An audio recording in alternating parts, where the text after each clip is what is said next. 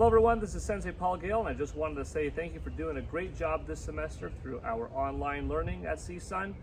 You're all doing well. I'm proud of you. We are in week 11 right now, so we've got 5.5 weeks left of classes. In today's video, I'm going to go over some of the materials that we learned lately, particularly sparring position basics. So, as we've gone over multiple times now, regular basics are designed to focus on the distance between you and your opponent. Understand your stride. How far can you be away from someone and deliver that front snap kick, that reverse punch, that roundhouse kick, etc. We're also taught to be lower than we are normally, to develop that leg strength, to develop that initiation, that reaction speed, that power to transverse forward and backwards, to not telegraph, to not show that you're coming up and down, develop your leg muscles, develop your core, etc. You never stop doing that, even when you're in full kumite, even when you were in full contact sport at a tournament or what have you. You never stop the true basics from a front stance perspective. But today we're going to go over the differences between front stance and sparring stance. Front stance, we start off right leg in, left arm over the neck, and step back. We are lower than we would be if we were fighting an opponent. Front punch is as such.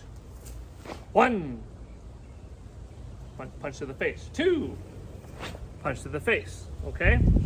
And we step back, right?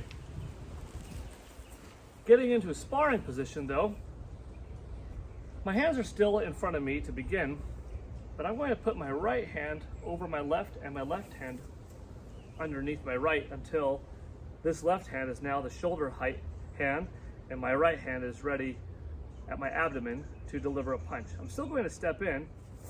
1, pulling back that hand, and now a half step back. 2, punching with the left, the right comes back, half step back. You see, that transition is important. That speed, the dynamic behind it. You are getting in, delivering your attack, and retreating so that you're not in his or her own strike zone, okay? So once again, how I got into it, normally, left hand over the neck, right foot in, right leg back, downward block, okay? This time, my right arm is coming up while my left arm is under. I still perform the letter C with my right foot coming in to out, and I finish in a sparring stance. I'm not as low as I was in my beginning pose of my front stance, okay? We're right here. Still shoulder width apart. To make more sense of this, think of your body in the middle as we go over class as 12, 3, 6, and 9. I want my left foot on 11, my right foot on 5, but if you look forward, you should feel a little bit uncomfortable, and that's because you want to have your body angled off in this starting position, allowing for greater traversal speed, minimum contact zone in which that you could get hit, correct? My left foot is in the 11 position, but the foot itself, the trajectory is 12 and 6, toes and heel. My right foot is on 5, that 5 position, but the trajectory, you can think of it as your right foot's toes being approximately 1 or 2, and the heel being approximately 7 or 8, respectively. This allows you to be at an angle, but still travel forward. 1, punch to the face, now come back. 2, punch, now come back. Now how we turn is slightly different in our sparring stance drills. Right now I have my left leg forward, my right leg back, and I want to switch that way. Now I'm facing the other way around. Let me show you again from this perspective. We finished our last punch, hypothetically, correct? We came back. These hands are already guiding you where to go. You just need to switch. Punched. Came back, right down, left under, around. Punched. Finished. And that's it. Likewise, if you finished with your left fist, punch, retreat, these hands are already in the proper places where they need to be. Okay? That's a look at our stepping forward face punch drill, stepping forward stomach punch drill. We also did something different with our rising blocks than you were used to learning in the beginning of the semester. Regularly, front stance, deep, low, pointing the direction that I'm going, rising block. That was our forward. Going back, rising block, okay? That still applies, but a little bit different in terms of sparring position. I come forward, in this particular case, with a rising block. I didn't necessarily set up my left hand to prepare ahead of time. A rising block, reverse punch, cover that distance. In this particular drill, you don't want to bring your recently stepped forward front leg back behind, just a half step back. You want to charge in so that you can attack your opponent and come back. Likewise, with this rising block drill, I'm coming forward to rising block, which could be seen as an uppercut right across the jaw, for instance. Reverse punch, half step back. My foot only came half step back. My right foot is forward now. To go forward with the left one, my rising block, reverse punch, half step back. It's still my left leg forward. To go backwards, this could be done a couple of different ways. One is without moving your feet in alternating pattern. My left leg is forward, my right leg is back. This is one way how to do it. My right leg shot back, I blocked with my left. Reverse punch with the right, come back. See, my left leg's still forward. Drop backwards, reverse punch, cover. Drop backwards, reverse punch, cover. See, that's one way. In that way, I'm just dropping back, shifting back, dropping back, shifting back, dropping back, shifting back. One leg stays forward the whole time, in this case my left. One leg is back the whole time, in this case my right. The other way we did it in class was switching, similar to how we did it with the regular forward stance drill. So from this perspective, my left leg's forward, left hand's forward, I'm in sparring stance position. I stepped back, rising block, reverse punch, covered. I stepped back, rising block, reverse punch, covered. Different ways how you could perform this. Depends on what you're trying to achieve in your drill. It's a good idea to get in everything. Different drills become more applicable in different situations when you are sparring. Another thing that we did, our front snap kick drill. Regularly, we step in and come back. And our front snap kick, we come forward one, we come forward two, right?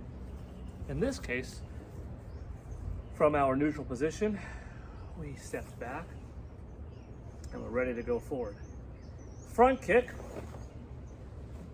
midway through, we landed. If you feel like you're too far, you do that half step back.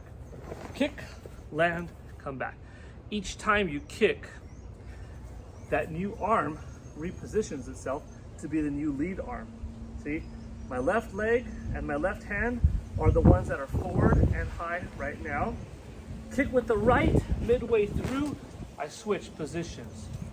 Midway through, I switch positions. Midway through, I switch positions. If I'm turning, boom.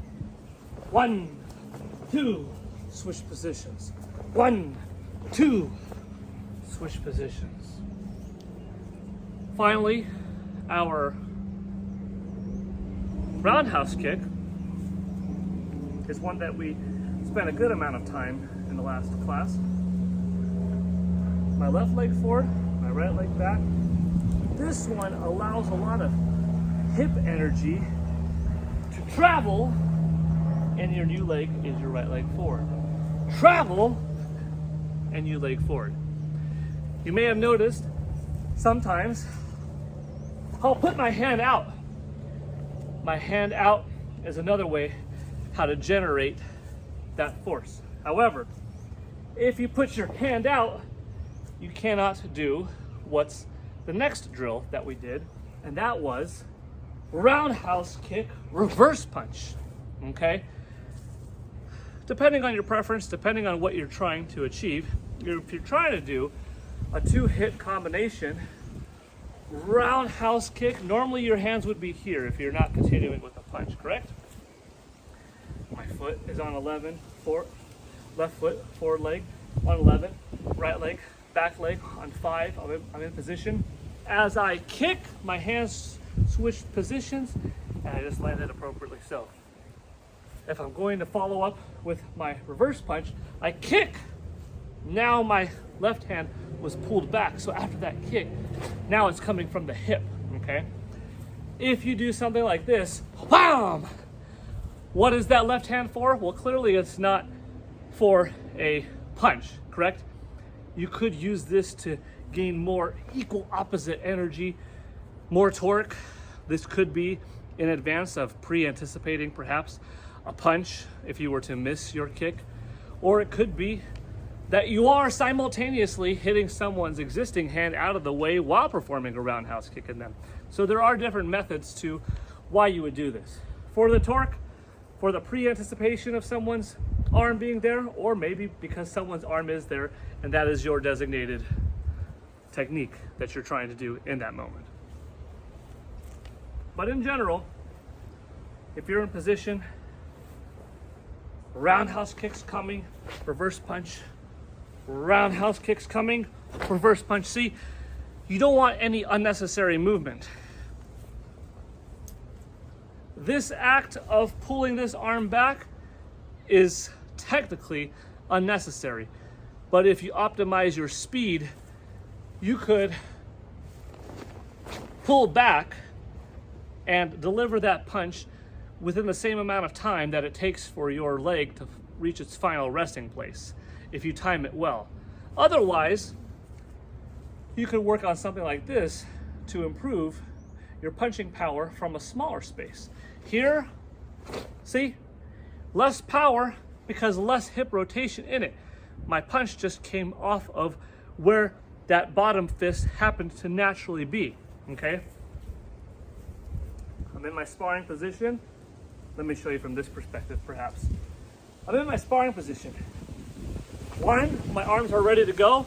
See, my fist is here. So I'm punching only from that spot, as opposed to 1, 2. See, that time I allowed myself to pull back so I could have a greater amount of power behind that punch. Does one take longer than the other? Not necessarily. If you do it properly and you maximize the amount of time, which is just a split second in reality, that your leg is getting ready to kick, and in that tiny frame, you're pulled back a little bit farther than you normally would be, you can land with that reverse punch right when it needs to be. Perhaps more difficult to master, but something that you could work towards. Nothing wrong, though, with punching from here. Less powerful of a punch, but perhaps in early learnings, easier to apply. Well, keep up the good job with the rest of the semester. We have several weeks left, and I look forward to seeing you next time in class. Thank you. Hope this was useful. This is Sensei Gale signing out. See you all next time. Bye.